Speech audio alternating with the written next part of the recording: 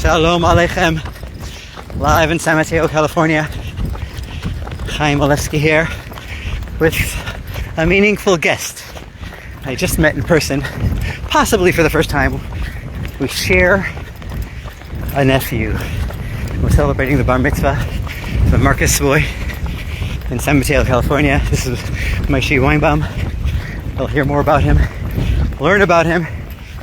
Maybe one day he might even help you.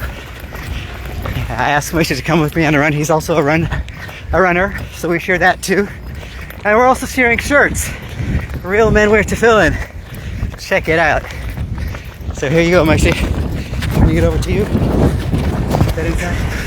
Hopefully I can keep up with the run and the speech.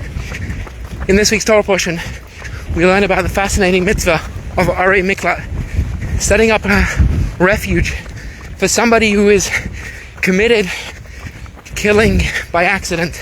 The Torah says we need to set up a refuge, but we can't just set up the refuge. We need to make signposts that is easy for them to access. If you notice ever, you're driving on the freeway, how often do you see signs for hospitals?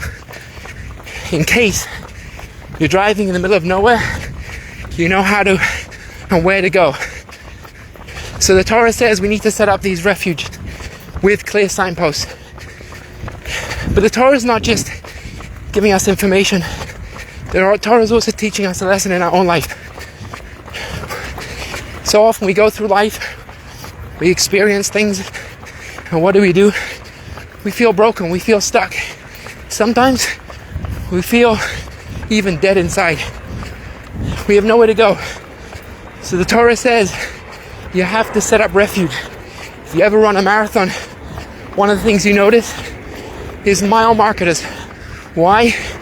Because you're going. You can feel tough, but you just remind you, hey, you've done 2 miles, keep it going.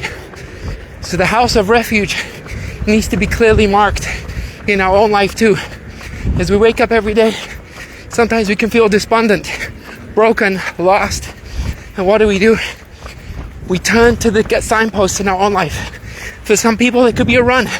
For some people, it could be that moment of putting on tefillin. Recently, I was running a half marathon, and I was in my head. I was about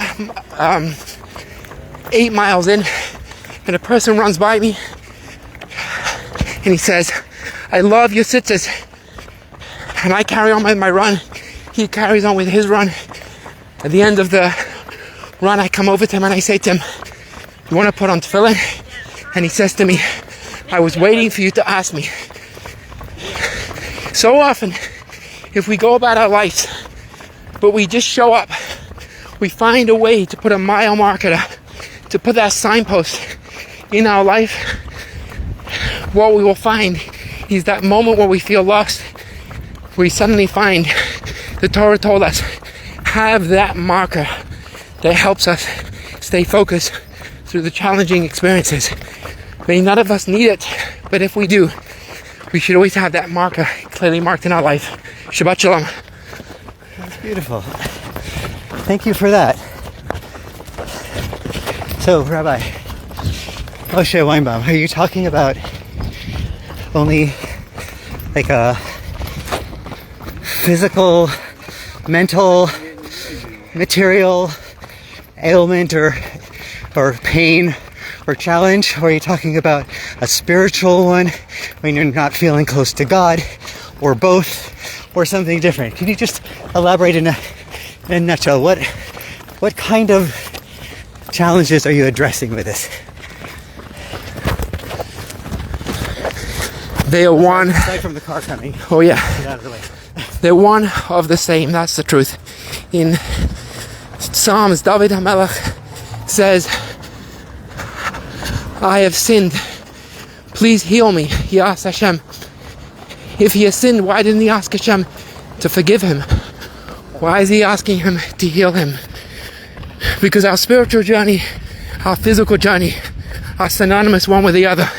So whether we're struggling with a physical pain, or whether we're struggling with an emotional pain, or a spiritual pain, if we can find that marker to remind us where to go and that guiding light, we will suddenly find ourselves feeling better.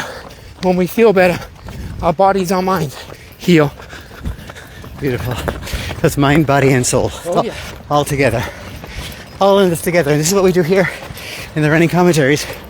We exercise our minds, our bodies, and our souls simultaneously. Thank you so much. Shabbat shalom. Shabbat shalom to you all. See you next time. And look, enjoy the beautiful scenery. And that's my gimbal right there. We'll be in touch. Until next time. Just gotta finish in there. There you are.